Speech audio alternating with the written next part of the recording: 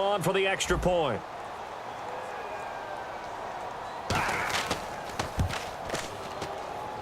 And the lead is up to 15 now.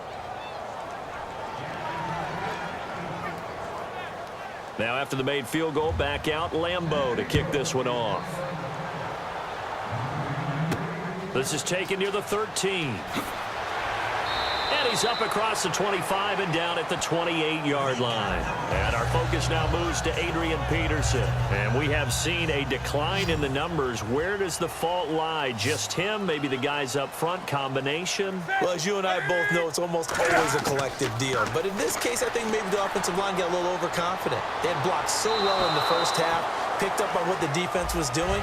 I think we've seen an adjustment now that they have not picked up on, and now they're being a little bit overwhelmed. Marshall, the lone receiver on the left side. On 2nd and 10, Newton. Left side here, caught by Clay. 4 yards on the completion, and it sets up a 3rd down.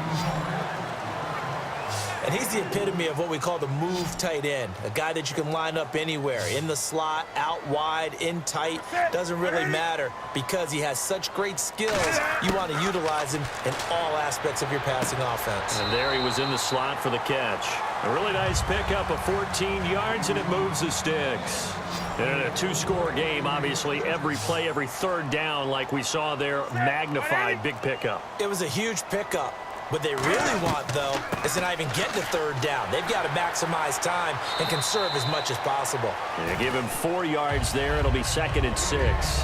We always like to talk about defense in terms of levels. 1st-level defensive line, 2nd-level linebackers, 3rd-level defensive backs. On that run, that was what we call a 1st-level run, and it was stopped by a 2nd-level player. To throw is Newton. Throws left side, complete to Brandon Marshall. A very solid gain of 27. And now a 1st down following that long gain. And in this weather, and I know you weren't a quarterback, you were on the defensive side of things, but how hard is it to throw that football? It can't be easy because you never know how the moisture is going to affect things, and each quarterback handles it differently. Some of them are a little bit better than others. Depends on whether we're going to wear a glove, not wear a glove. How cold is it? You know, all those things go into it. But it goes to everything else. Keeping your footing when you're running routes. Supposedly you have the advantage as a receiver because you know where you're going, but that's not easy as well. Finally, just locating the ball when it finally comes through the snow. Kids love it. Kids love snow. Players, not so much at times. Now play number 7 of the drive as they're looking at a 3rd and 10. Partner, I think there's a lesson there. Some days you're just having a really tough time, and for the defense, today has been that day. But after that play, what do you learn? You can still make plays even when the other guy's having success against you. Okay, so thought they might go for it here, down late. Instead, they trot out the field goal unit. One hallmark of good defenses is understanding the game, understanding positioning, and tackling immediately in the secondary after catches. I think we just saw that on display right there. Got to him before he ever had a chance to think about turning it upfield. So the drive stalls out, but they are able to put 3 points on the board. Yeah, just a yard or two shorter than an extra point, so no problems converting there. So out come the Chargers, and they were able to punch it in the end zone last time. They'll be looking to do that again here for the defense. Obviously, they'll be looking to stop them from punching it back in the end zone. It always is punch-counter-punch, isn't it? And which team has the advantage? Well, let's just go back. Last time on offense, they rolled downfield, got into a good rhythm. You can see a little more bounce in and out of the huddle. You can see the sideline really get into the game. So defensively, you're thinking to yourself, how do we take that away from them? How do we get the advantage back? Let's see what they come up with. I think pressure is always the first way to go. You love pressure. I love it. Let's see if they dial it up this drive. 10 yards still left on 2nd down. And that was incomplete, but I don't know how much of that falls on the quarterback. He was pressured. Brandon, the rush showed up so fast, the quarterback had no chance to get the ball downfield. On 2nd down, Ingram. He only got a couple on that one, so not a ton of help. They'll have a 3rd and 8 forthcoming. The 4th quarter here, they've got the lead. They want to keep it on the ground. That's what they're doing. Smart football. Keep the clock grinding, keep it going. But you got to figure now, they're going to see more people stacked up in the line of scrimmage as they try and bleed it out. And he gets it down to the 48, enough for the 1st. So the offense has it 1st and 10.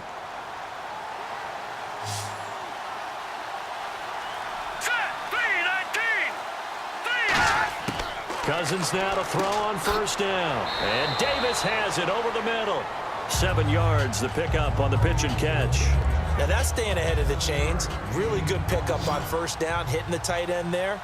Now brings up a second and manageable. Just found a hole in that zone. Now a second down throw for Cousins. Over the middle, the connection to Hearns. 8 yards on the pickup there, and it moves the sticks.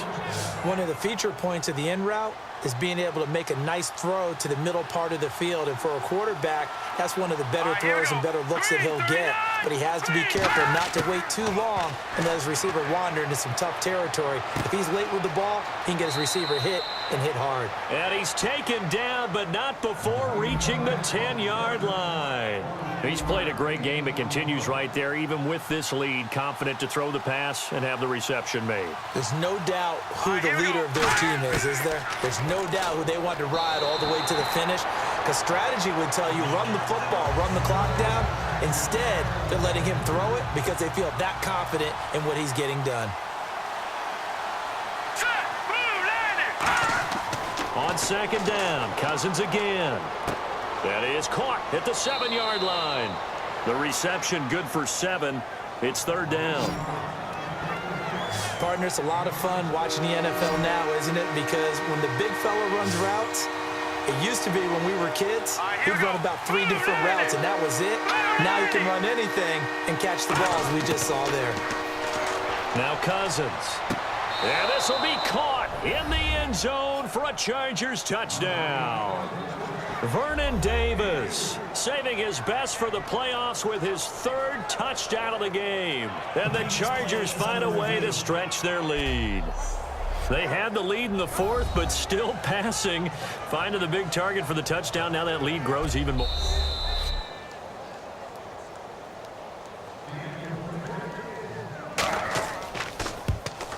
It took them an extra look, but they found out it is a touchdown indeed. The official says this one counts.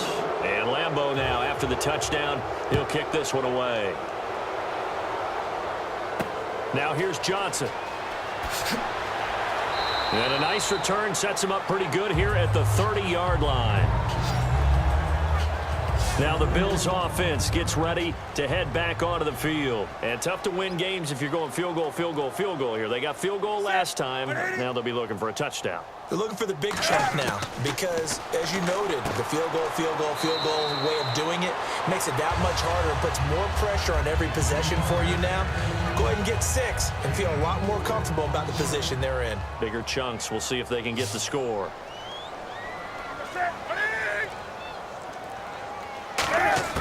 Here's Newton now on second down. Throwing middle, but it's incomplete. The intended receiver, Tavon Austin. Third down here. And the offense looking to pick up the first down after the second down incompletion. Throwing on third down, Newton. And he comes back with one complete. And he's going to get this all the way down inside the 35. A big gain there for the Bills. 33 yards. There will always be a place for methodically marching the ball downfield. But when you can pick it up in big chunks and strike like that and have explosive plays, that's often the difference in winning and losing. Those types of plays that can knock a defense off balance, that'll drive a team towards a victory. So it's Bills football here as we get you reset. And let's see what they've come up with offensively after having time to talk it over. To throw on second down is Newton. Finding time. Over the middle, he hits Austin. And he's taken down, but not before reaching the 10-yard line. Looking to speed things up here, going with some tempo. Now Newton on first down. And this is complete. It's Marshall. 5 yards on the catch there, brings up second down. Looks like the defense in press coverage here.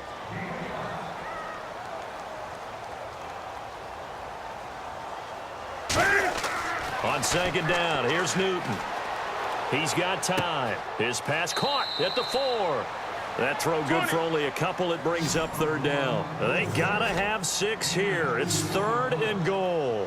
And quickly, they get to the line. Now Newton on 3rd and goal.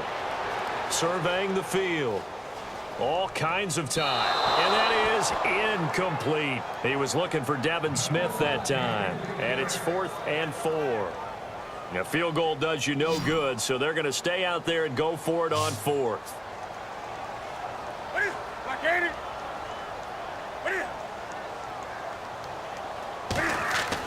Desperation time. Newton got a man. It's Johnson. End zone for a Bills touchdown.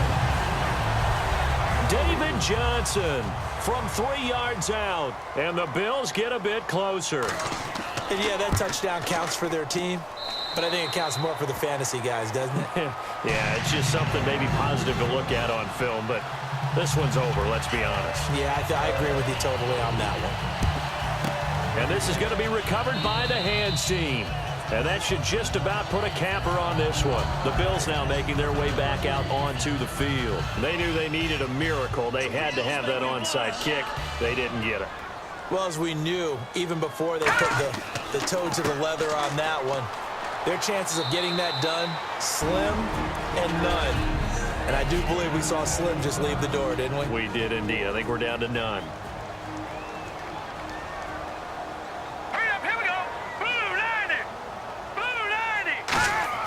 Cousins here to throw. He's got time in the pocket. He's just going to dump this one off to his fullback out of the backfield. Now the Bills will take another timeout. That'll leave them with just one remaining in this 4th quarter of play.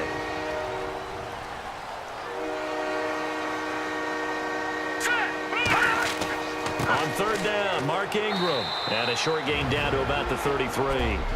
Now hang on here. Timeout called by the defense. That'll be their 3rd and final stoppage here as we step aside.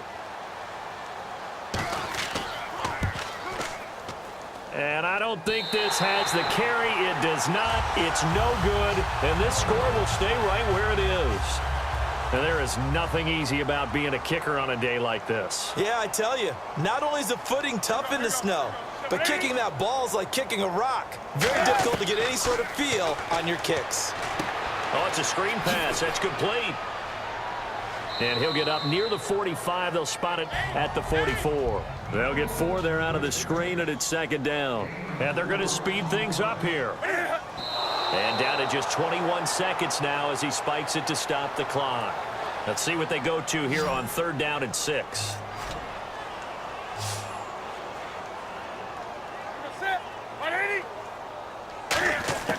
Here's Newton. And that is incomplete. 16 seconds now on the clock. And they're indeed going to go for it here on 4th down. So trailing here in the last quarter. Let's see how this plays out. It's always tough for the guys throwing the football when they think they've got a completion and the ball's almost there, and then someone sneaks a hand or two in and bats it away. And that's incomplete. Clock stops with 10 seconds left. They had to go for it with such little time remaining, and that's going to be just about all she wrote for this one. So with that, we can just about close the book on this one, Charles. Yeah, what's the old expression about slim and none? Well, Slim just left town on that They're one. down to none? Yes, exactly right. It's a loss of 2 there, bringing up 2nd down. Well, partner, there's something special about a game in the snow. Just always fun in these elements, although a little chillier up here in the open-air booth. The only thing that's not fun is that we got the mid-game notification that our flight was canceled tonight, but we'll deal with that later. It was really a fun game to watch, though. It was, and there is something special about games played in the snow because the element of surprise really kicks in. You don't know how they're going to handle the ball, if someone's going to make a dramatic play just out of nowhere, and all of a sudden it just changes the course of things. But a big shout out to our crew to make sure that we were comfortable up here, as comfortable as one could be. In these elements, they took care of us and made sure we were dressed properly. And that does it for the conference championship. For Charles Davis, I'm Brandon Gaudin. And for our entire crew, we'll see you 2 weeks at the Super Bowl. This is the NFL on EA Sports.